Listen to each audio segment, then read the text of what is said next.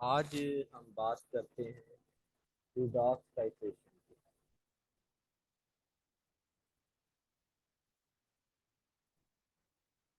Redox titration basically involve करती है both oxidation and reduction को। दोनों पर ये मुश्किल होती है। इसमें ऑक्सीडेशन का मतलब आप डिफरेंट मीनिंग्स में ले सकते हैं। ये ऑक्सीडेशन होता है loss of electron, loss of hydrogen, addition of oxygen, oxidation number का इंक्रीज होना, या gain of sorry oxidation number का इंक्रीज होना। ये कुछ चार तरह से आप इसको बता सकते हो। इसके बाद रिडक्शन जो है, सिमिलरली आप इसको एक्सप्लेन कर सकते हो। रिडक्शन क्या होती है? रिडक्शन में गेन ऑफ इलेक्ट्रॉन आ जाएगा, गेन ऑफ हाइड्रोजन आ जाएगा, लॉस ऑफ ऑक्सीजन आ जाएगा, लॉस ऑफ ऑक्सीडेशन नंबर हो जाएगा यहाँ पर। ठीक है, ये इसका उल्ट हो जाएगा। हम अगर बात करें ऑक्सीडेशन रिडक्शन रिएक्शंस की, तो इस टाइट्रेशन में इनकी डिफरेंट टाइप्स हो सकती हैं, तो हमने कुछ टाइप्स पढ़नी है। जैसे पर मैग्नेट टाइट्रेशन, पर मैग्नेट टाइट्रेशन हो सकती है। फिर आयोडीन टाइट्रेशन हो सकती है, आयोडीन टाइट्रेशन।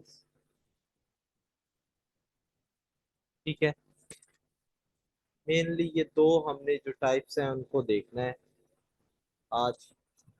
और कल मैं आपको एक ब्रीफ लेक्चर दूंगा टाइट्रेशंस के ऊपर, और कोशिश होगी कि उसमें कॉम्प्लेक्सोमेट्रिक की एडवांस जो थ्योरी है उसको भी कवर कर दूं मैं।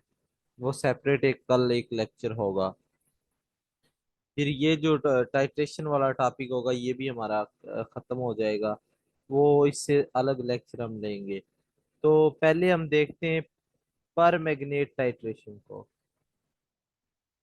बहुत ही फेमस टाइट्रेशन है, और ज़रूरी आपने ये लैब में परफॉर्म की होगी।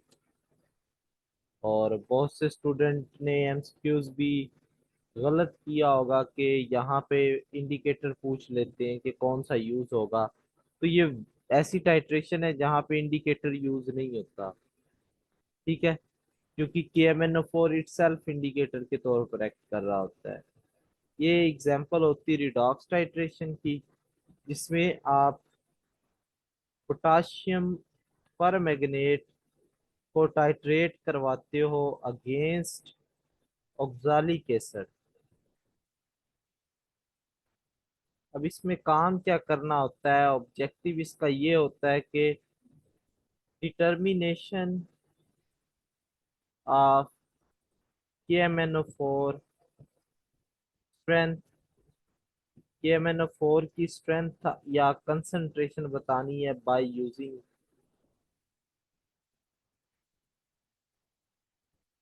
Oxalic acid. ऑक्सालिक एसिड का इस्तेमाल करते हुए आपने KMnO4 की स्ट्रेंथ को बताना होता है इस टाइट्रेशन में।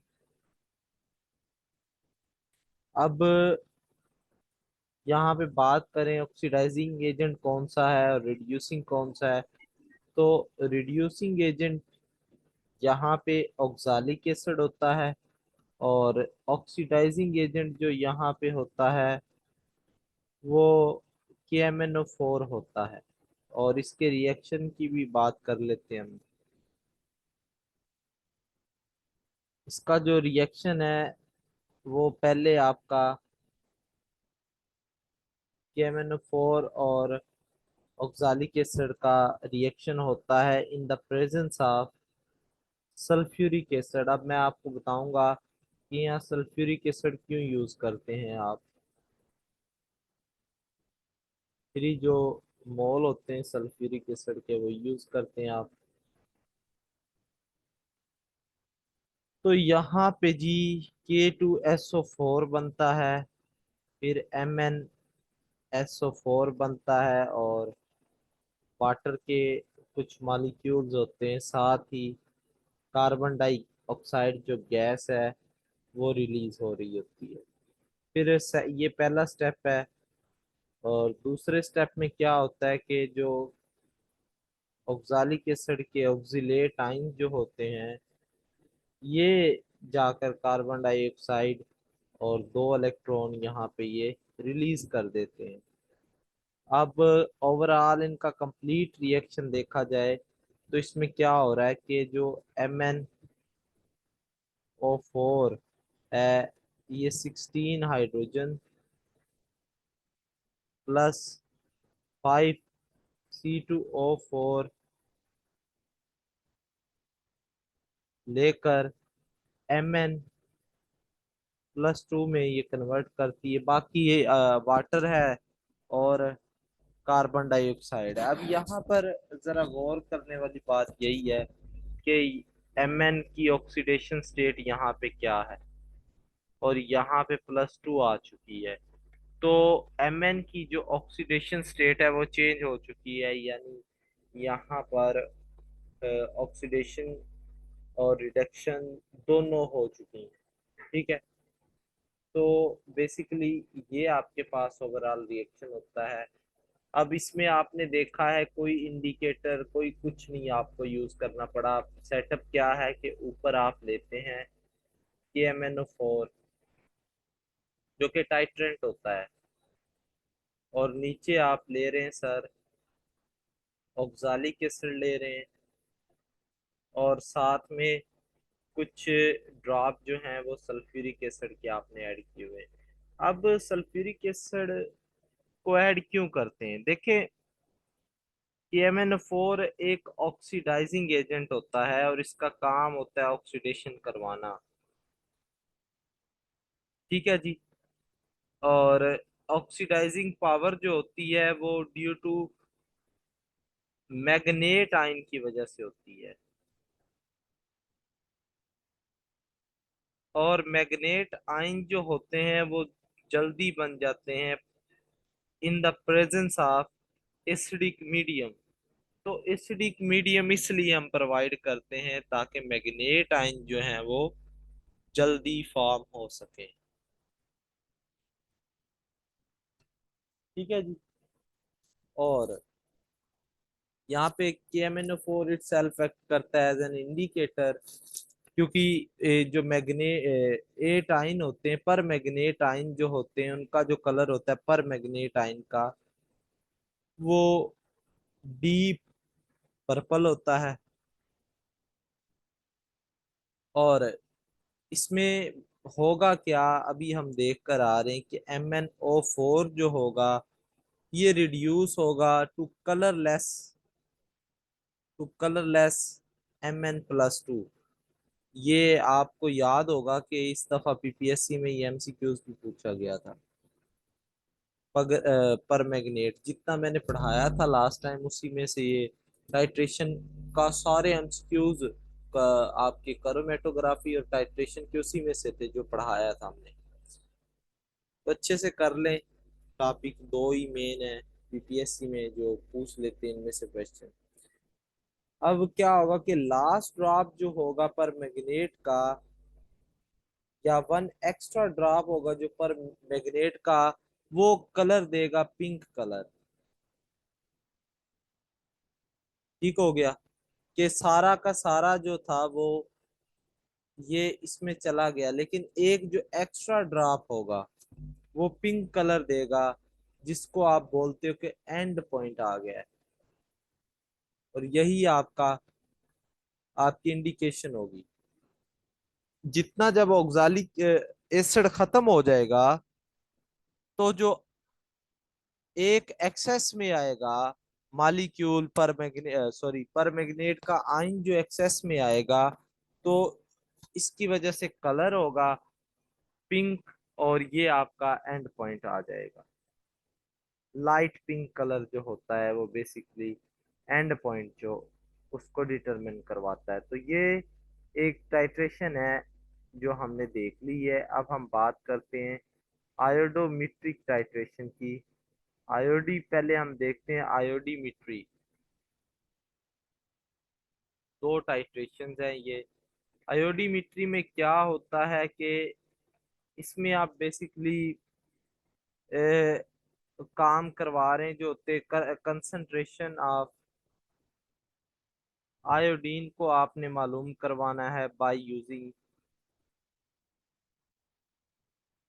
Na2, यानी सोडियम थायोसल्फेट को यूज करते हुए आपने मालूम करवानी है आयोडीन की कंसंट्रेशन।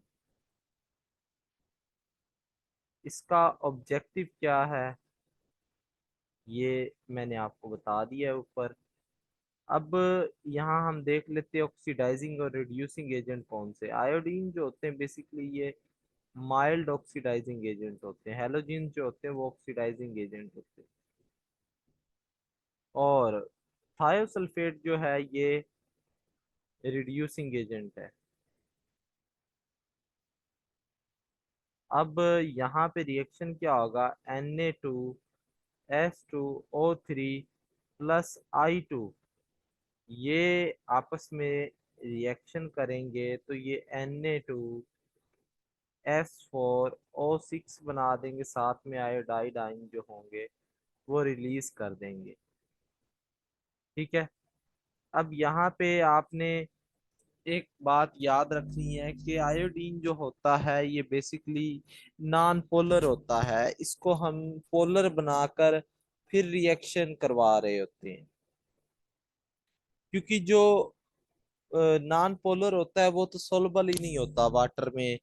तो उसने क्या आगे जाकर रिएक्शन करना और क्या हमें पता चलना कि जी आयोडीन की कंसंट्रेशन कितनी है।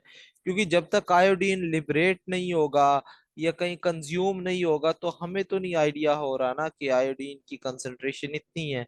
तो हम क्या करते हैं कि पहले आयोडीन को बनाते हैं पोलर। पोलर कैसे बनाते हैं, आयोडीन का ट्रीटमेंट करवाते हैं। आयोडीन पोटाशियम आयोडाइड के साथ जब आप ट्रीट करवा दो इसको, तो ये बना देता है Ki3, और अब ये आयनिक कंपाउंड बन चुका है। तो ये के पॉजिटिव और I3 की फॉर्म में जो आयन है वो जनरेट कर देता है।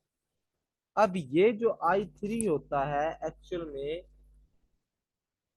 ये जो I3 होता है यही जाकर आपका इंडिकेटर के साथ रिएक्शन करता है। इंडिकेटर यहाँ पे स्टार्च होता है, और स्टार्च के साथ ये कॉम्प्लेक्स लेता है आयोडीन का, और आई नेगेटिव आयन है वो जनरेट हो जाता है। यहाँ पे ब्लू कलर होता है और आपको इंडिकेशन हो जाती है कि जो आपका रिएक्शन है वो कंप्लीट हो चुका है। अब करना काम क्या है वो मैं आपको बता देता हूँ। यहाँ पे आपने ब्यूरेट में ले लिया थायोसल्फेट को, नीचे आपने आयोडीन ले ली प्लस स्टार्च इंडिकेटर ले लिया। अब आपको मैं प्रीवियस भी बात करता आ रहा हूँ कि सबसे पहले जो होगा Na2S2O3 इस आयोडीन के साथ रिएक्शन करेगा। एक्चुअल में इसको आपने ट्रीट करवाना है Ki के साथ। ट्रीट करवा के आपने इसे पोलर बना लेना होता है। तो ये ट्रीट करेगा जब तक सारी आयोडीन खत्म ना हो जाए, तब तक ये रिएक्शन होगा। और एक जो एक्सेस में ड्रॉप आता है इसका Na2S2O3 का, वो फर्दर फिर रिएक्शन करता है आपका इंडिकेटर के साथ, या जो आप ऐसे कह ले कि सारी की सारी आयोडीन इसमें कंज्यूम हो रही होती है बाय Na2S2O3 के साथ। लेकिन जो आपने इस से KI से ट्रीटमेंट करवाया होता है के आई से जो ट्रीटमेंट करवाया होता है, तो उसमें जो आई आइन जनरेट होता है वो आपका इस स्टार्च के साथ रिएक्शन करता है और स्टार्च आयोडीन कॉम्प्लेक्स बना देता है। ठीक है, अगर आपको ऐसे समझ नहीं आ रही तो आप ये काम भी कर सकते हो कि आप आयोडीन को ऊपर ले लें, फिर आपको अच्छे से समझ आ जाएगी। और Na2S2O3 को नीचे ले लें। ठीक हो गया, फिर आपको आइडिया हो जाएगा। इसके बाद लास्ट है इसमें टाइट्रेशन, वो है आयोडो मिट्री टाइट्रेशन। इसमें चीजें याद रखने वाली ज्यादा है। आपको पता होना चाहिए कि कौन सी चीज यूज हो रही है और क्या रिएक्शन है, कलर कौन सा है इसमें। यही है, याद रखेंगे तो काम बन जाएगा, नहीं याद रखेंगे तो काम नहीं बनेगा। अब उसमें क्या हुआ था, हम डायरेक्टली आयोडीन को यूज कर रहे थे, लेकिन यहाँ पे हम इनडायरेक्ट इनडायरेक्ट मेथड होता है जिसमें इनडायरेक्टली हम आयोडीन को यूज करते हैं। ठीक है, हम इनडायरेक्टली टाइट्रेशन करवाते हैं आयोडीन की किसी रिड्यूसिंग एजेंट के साथ, लाइक Na2S2O3 के साथ। अब हमने यहाँ पे एम क्या रखना है, एम यही है कि to determine concentration of liberated iodine. Liberated iodine की कंसंट्रेशन हमने मालूम करनी है। लिबरेटेड आयोडीन की कंसंट्रेशन मालूम करनी by the help of sodium thiosulphate. Sodium thiosulphate की मदद से लिबरेटेड आयन की कंसंट्रेशन जो है उसको फाइंड करना है। तो सबसे पहले हम लेते हैं, अब यहाँ पे आयोडीन डायरेक्टली नहीं लेंगे, वहां पे हमने क्या लिया था, आयोडीन ली थी, यहाँ हम लेंगे डायरेक्टली के आई। अब के आई क्या होगा सर, के पॉजिटिव देगा और आयोडाइड नेगेटिव देगा। अब ये जो आयोडाइड नेगेटिव है ये I2 बना देगा। ठीक हो गया, ये क्या बना देगा, I2 बना देगा। अब ये जो लिबरेटेड आयोडीन होगी, इससे हमें इसकी कंसंट्रेशन हमने मालूम करनी है। पहले तो के आई जो होगा वो किसी ऑक्सीडाइजिंग एजेंट के साथ रिएक्शन करता है, लाइक KMnO4 के साथ। तो यहाँ पे आयोडीन जो होती है वो लिबरेट होती है। आयोडाइड आइन Cr2 या इस तरह से करोमेट के साथ रिएक्शन करता है, तो आयोडीन लिबरेट यहाँ हो सकती, कोई भी आप ले सकते हैं इन दोनों में से। यहाँ पे ये लिबरेट हो रही है।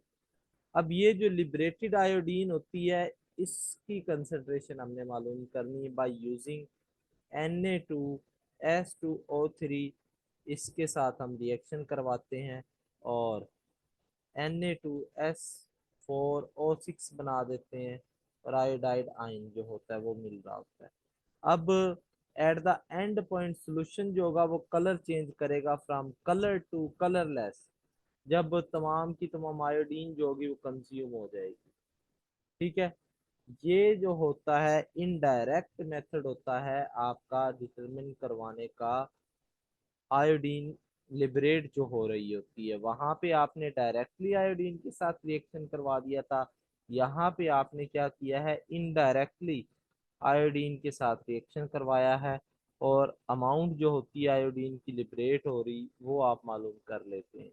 तो ये बेसिकली 3 टाइट्रेशंस थी जो हमने कर ली है। इसके बाद हम करेंगे कल एक ओवरव्यू दूंगा मैं आपको दोबारा ग्रेविमेट्रिक का, उसके स्टेप्स का मजीद हम डिटेल में लगाएंगे आइडिया। और साथ ही फिर कम्प्लेक्सोमेट्रिक को दोबारा से हम एक एडवांस लेवल पर देखेंगे, मजीद उसमें कुछ एडिशन जो हैं वो हम कर लेंगे। कोई सवाल है आपका तो पूछ सकते हैं जी।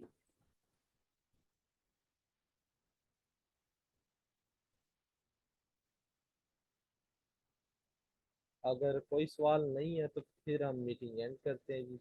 अल्लाह हाफिज।